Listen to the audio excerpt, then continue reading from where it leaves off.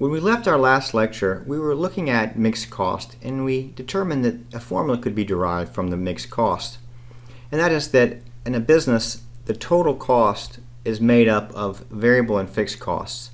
So if you have a mixed cost, such as utilities, what we need to do is we need to break it apart, and we need to take the variable element and use it for the variable cost part of the formula and the fixed element of the mixed costs, and take it and use it on the fixed part. So in order to do that, we need to have some method that we can use to break those mixed costs up into their variable and fixed components. There are various options that managers have in order to split up those mixed costs. They can use a scatter plot graph, and then there's regression analysis, which is a statistical way to approach the problem. Those are fairly complicated and outside of the scope of this course. However, there is a method that we can use to get introduced into splitting up the mixed costs called the HiLo Method. So in our example, we're going to use the total cost for each month for the first half of the year for a florist. So the florist has a delivery van, and the florist wants to understand the cost of the delivery van, make estimates, and understand what kind of prices should be included when determining the cost for delivery. Here's a historical look at the number of miles driven, that's the activity, and then the total cost. We notice that February seems to have the highest month, and that makes sense for a florist with Valentine's Day. And then we look at the different months, and we note that let's see, it looks like January is at the lowest number of miles driven.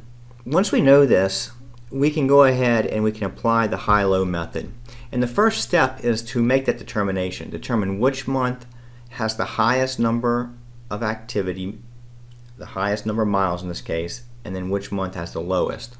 So the first step is to find the high and low level activity, which we've already looked at. And the formula is the change in cost over the change in volume from the high month to the low month. So the change in cost from February, which is the high month, minus the low month of January, and then the activity of February minus the low month. And what you get is 20 cents per mile. So that's the variable cost per mile. Every time we drive the van, it's going to cost us about 20 cents.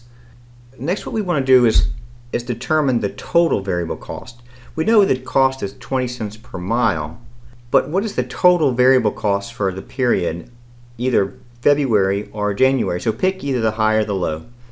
We'll do both, but we'll start with just looking at the high, because we don't need to do both if we don't have to, but we'll look at both of them just to show you that it doesn't matter. We'll start with the high. So the high month is 18,400 miles times 20 cents. So that means that our total variable cost for the month of February is 3,680. So in our next part of the step, this is part of step B of step 2, we'll take that formula that we used earlier, our total cost is equal to the variable cost plus the fixed cost, and we'll use that to determine the fixed cost. Since we know the total amount of cost for high month of February, and we know the variable costs, then we can figure out the fixed cost. So first we'll just do the high month. The total cost for the month of February is 5,180. The variable cost of 18,400 miles times 20 cents a mile, and then what's left will be our fixed cost. So if the total cost is 5,180, our total variable cost is 3,680, then what does the fixed cost need to be?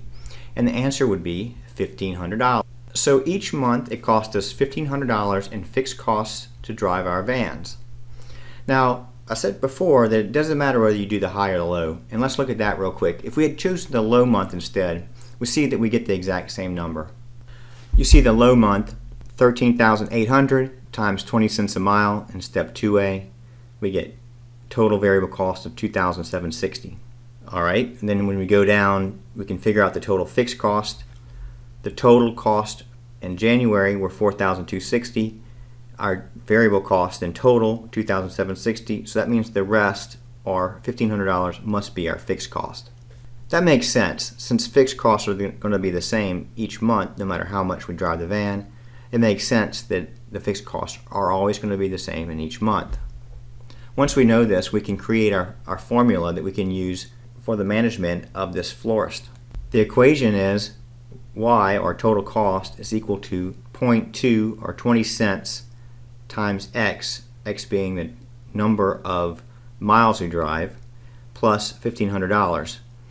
So let's say we want to go ahead and estimate the month of July. If we estimate that we're going to drive 15,000 miles for deliveries in July, based on maybe historical data from the last couple of years, then we can determine what our delivery costs are going to be. We just use the formula, but this time instead of X, we plug in the 15,000 miles of activity, and we get 4,500. You can see how the HiLo method is a useful method for management and understanding their cost and making predictions and making other decisions that they have to make. So we see that there's different ways we can look at costs. We looked at costs based on products, based on periods, and based on cost behavior, whether it's variable or fixed. What implications does this have for management and the management decisions that they make? We can look at this through two methods that are used for applying cost to profitability. One is absorption and one is variable costing. Absorption costing is often called full costing. In other words, all the cost, all the fixed, all the variable, they are all included in the product. So their inventory includes the costs that are based on fixed and variable, both. This is used in GAAP accounting or financial accounting that you might have learned in the past. They use this kind of costing method for financial statement reportings because it provides us some useful information for external users such as investors and creditors, and as we know in financial accounting, that's the focus of the reports that we make. Another option is variable costing. Now this is not to be confused with a variable cost. This is a variable costing method. In the variable costing method, just the variable costs themselves are going to be included in the product cost for the inventory. This is also known as direct costing. Fixed costs are treated as a period cost and basically go directly into the income statement.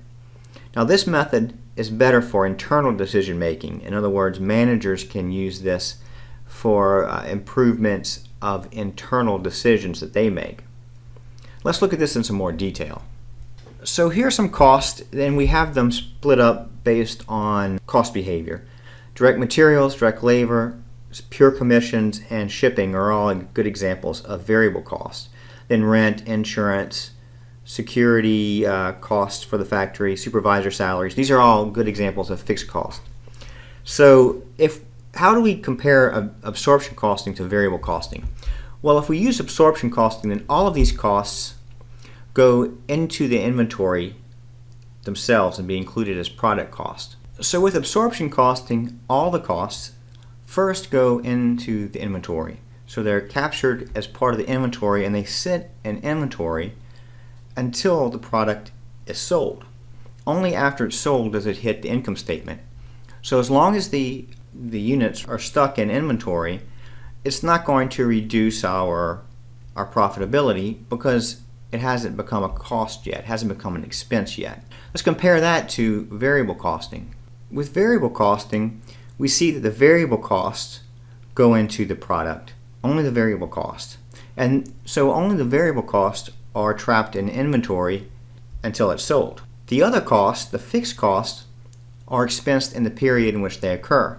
So if rent is paid in January, then it's going to go to the income statement for January. It doesn't have to go into the inventory and wait until the inventory is sold, maybe in February, March, or April.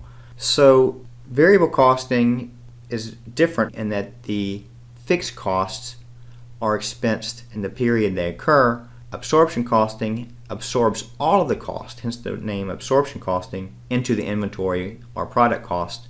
A traditional income statement that we normally see with financial accounting uses absorption costing. And so as we learned, all of the cost, variable and fixed costs that are associated with the product first go into the inventory and they don't hit cost of goods sold until the product is sold. So this is what the the income statement would look like. Now, using absorption costing, what we can do is we can take our income statement and we can collect all the costs that are variable and all the costs that are fixed. Notice with the traditional income statement that the cost of goods sold has some costs are variable and some costs are fixed, and then the selling and admin, the same thing occurs. The costs are put into the different parts of the income statement based on whether or not it's part of the cost of the goods sold or whether it's part of the period cost of the selling and admin side. But that is a problem for managers who need to know the variable and fixed cost, because these variable and fixed components are mixed up together in the cost of goods sold and the selling and admin. Now, this traditional income statement might be very useful for investors and creditors to use, but the managers, they need to know what the variable costs are and what the fixed costs are so they can make additional analysis and other decisions that are associated with cost behavior. And so what we need to do is we need to take the variable cost and put them together and the fixed cost to put together. So in a contribution margin income statement, we're going to take all the variable costs and we're going to put them together and subtract that from the revenues. So it doesn't matter whether it's a product cost, a period cost, selling and admin, whatever, as long as it acts like a variable cost, meaning it increases with the more activity in our factory. As long as it acts like that, we're going to put it in this area on the income statement. We subtract the variable cost from the revenue and we get what we call a contribution margin, meaning that's what's left over to contribute towards our fixed costs. The fixed costs are likewise gathered together, no matter whether they're cost of goods sold or selling and admin.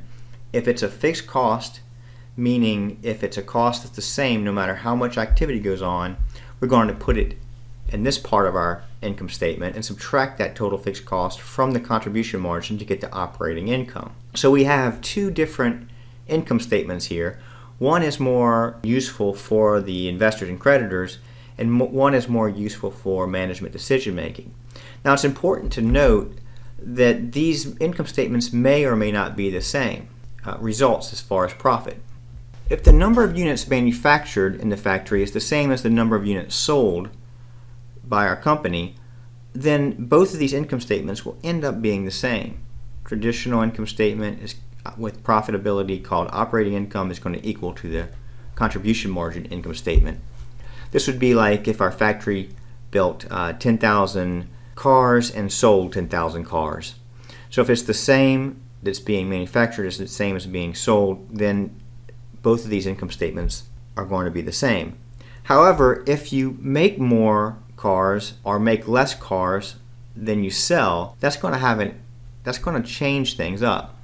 The operating income is higher for traditional income statement if the number of units manufactured is greater than the number of units sold. And the reason for that is because with a traditional income statement using absorption costing, more costs are tied to the products in the inventory until it's sold. Now, this creates a little bit of an issue for us, because if managers are being evaluated on the traditional income statement, if they're getting, for example, a bonus based on the profit from a traditional income statement, then there's an incentive for them to manufacture as much as possible, because by manufacturing more, they're tying up more costs into the product, and that leaves less cost to bring down the profitability. So they look like they have more profit just because they're producing more than they're selling. Now, if they manufacture less than they sell, which eventually will happen, right? Eventually, you're going to sell, if you've been producing a lot more than you need, you have extra cars that you built last month because you didn't sell them all. Well, eventually you're going to sell more than you produce because of those extra cars that are left over. And what that's going to do is that's going to release those costs, and that's going to lead to lower profit, lower operating income for the traditional income statement, which keeps management always trying to produce more and more and more and more, whether or not they sell it. And so because of that, using a traditional income statement is not the best option when it comes to evaluating your managers. A better option is to use a contribution margin income statement. Contribution margin income statement is also much more useful for managers for making other types of analysis that we're going to learn soon. One, for example, is understanding the risk of the business. As you can probably imagine, a fixed cost which has to be paid no matter what is going to be a riskier cost than a variable cost that only has to be paid if you have a customer or if you manufacture the product. So that'll be some analysis for future lectures. At this point, it's just important for us to see, first of all, what a contribution margin income statement is, because we're going to use that a lot, and also the different results that can occur from using absorption costing versus variable costing.